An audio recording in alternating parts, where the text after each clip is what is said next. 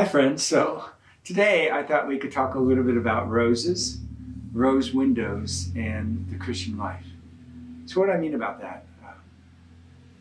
Bishop Robert Barron, who's one of my favorite podcasters, I love listening to him. He often refers to rose windows as a theology and really as the anthropology, the Christian anthropology, as a model for Christian anthropology. So what does he mean by that? Well, we'll have to back up a bit, okay? Well, I never knew what a rose window was growing up, but I know what roses are, and I get a sense of what roses do, right? And you know that too, or any flower really, right? Think about a flower. A flower is something where the beauty of it, of course, is in the blossom, right? The flower itself. And at the center, normally at the center, is the pollen or the seed. And then around it are the petals. And so a good way of saying is that the center of a flower is, its purpose really is to send all that pollen out so that it can make other flowers. And of course, when we get a hold of it, we make honey and things like that from it. And we feed other people. And the petals are always attached to the center. Their purpose is to protect the center, to be fed from the center, from the stem, right, that comes up to it. Their purpose is to inspire, to bring beauty, to draw others to it, and so on. So that's a rose, or that's a flower. And the two parts I want you to remember the most is that there is a center and the petals on the outside are always attached to the center. Well, now go to a rose window. A rose window we often find in Catholic churches up and down the centuries, especially these beautiful medieval basilicas and cathedrals. And it has the same design. It has a center, like a center medallion, and then it has all these petals that come off of them.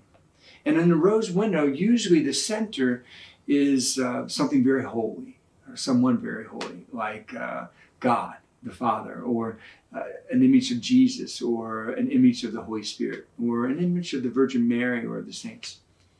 And then all around that image of God are these petals. And these petals are also very beautiful.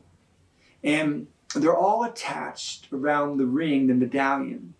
And these petals are normally things like the stuff that's important to us in life, like images of the saints, or friends, or industry, our jobs, or our education, or art, or literature, or symbols of them, things that are of leisure and that entertain us. It's another way of saying it is that the church in these beautiful old basilicas is giving us an image of what life should look like. How so?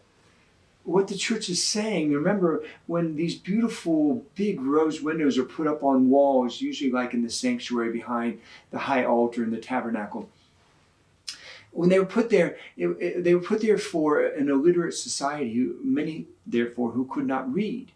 And the church was trying to inspire people and trying to educate people with these rose windows. Inspire because of all of the color and all the beauty and all the artistry.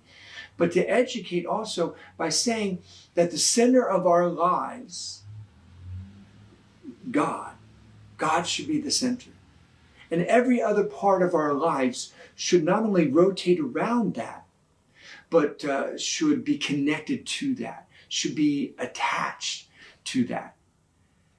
And that's a beautiful image for the Christian life, right? I mean, when you think about it, it's a beautiful image in that this is how our lives as Christians should be.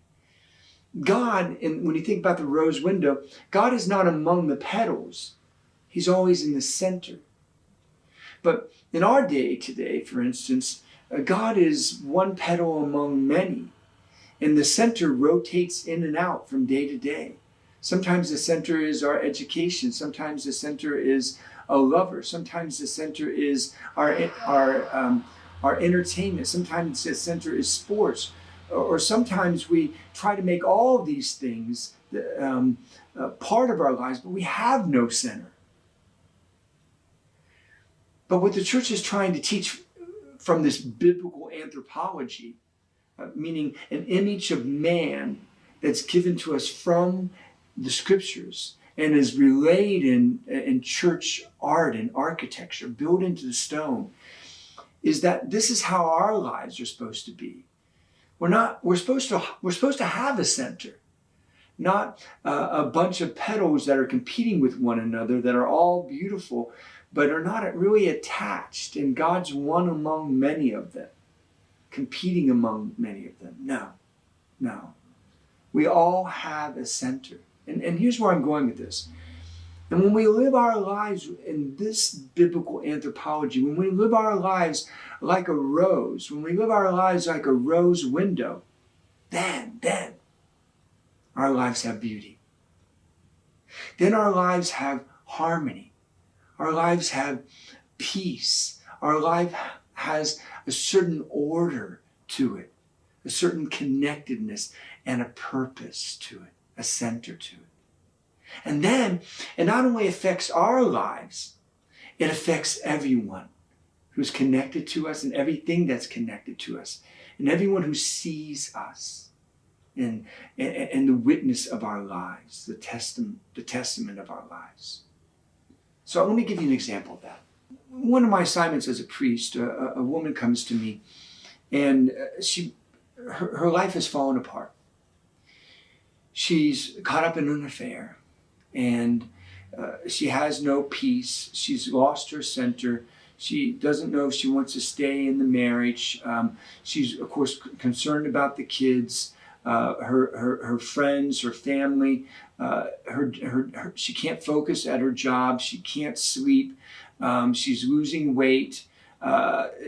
She doesn't have any motivation. She's constantly bound up in anxiety and worry, and just the list goes on. Her life is in disintegration, and her life is disharmonious. It has no harmony. It doesn't have any peace, and it's lost its focus and its purpose. Okay, so she comes to me. She's like, I need help. What should I do? Where should I go?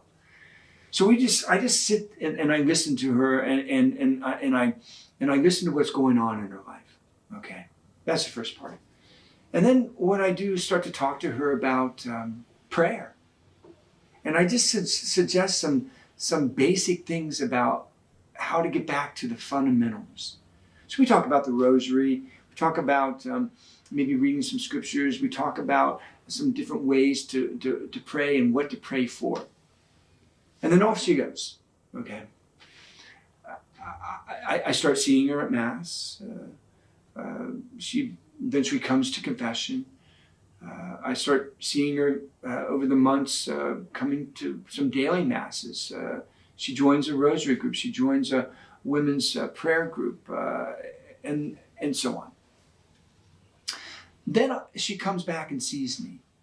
And what she says is this. She says, I started praying. And then I wanted more. And then I figured out what to do in my relationship with this other guy. I break it off. I start working on my marriage with my husband. I start to focus on my life with my kids and my family. I gain peace. I gain harmony. My life starts to reintegrate.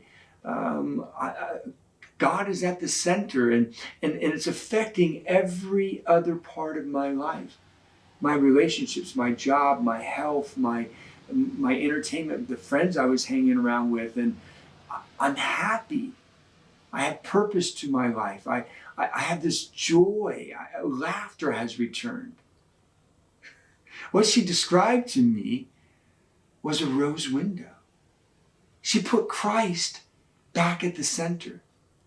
And then she reattached all of the petals around Christ.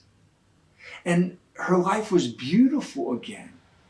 And not just beautiful for her, she started then over the next couple of years to attract all these other women and all these other couples and to her life. And she became an instrument by which she brought beauty. She inspired the lives of other people. And then her own beauty brought other people to her center. And she was helping others to center their lives and to reattach the petals of their lives, the important parts of their lives, to Christ the center. And you know what? This is built into us as human beings, but the best model of it is in nature itself, where God creates a rose with all of its beauty. And we're drawn to that rose, right? We're inspired by that rose, by all the petals and the harmony and the connection and the order, but it doesn't stop there. At the center of that is life itself. The wind blows and the pollen or bees or whatever, or other animals, insects come, and they take that pollen and they spread it to other places. And then life is planted in other places. Well, that's our lives. When Christ is at the center, then so much beauty comes out of that. And not just that, from the center, life comes out of that. And not just for me, my own peace, my own harmony, my own integration, my own sense of being centered and having a purposeful life. But when we live our life that way, then we pollinate the lives of other people. And we spread what is at the center, God, into the lives of other people. A rose window, and the Christian life. We gain from nature itself. And we gain from the scriptures in this biblical anthropology, and we see it in our most beautiful cathedrals. God's design for our lives. He does not want us. Here's how much He loves us. He does not want us to be unhappy, to be disinspired. He doesn't want our lives to fall apart and be disintegrated. He wants joy. He wants beauty. He wants life and abundance. He wants integration. He wants us to be connected to everything in life, with Him at the center. And not because He needs His ego for Him to be at the center, but He knows when we place Him at the center, then indeed we will have beauty in our lives. And we will bring so many other people we love, to that beauty. And we'll bring so many people to the life that God gives us at our center and at their center. That's what a rose and a rose window has to teach us about who we really are as men and women and who we can become. Till next time, friends.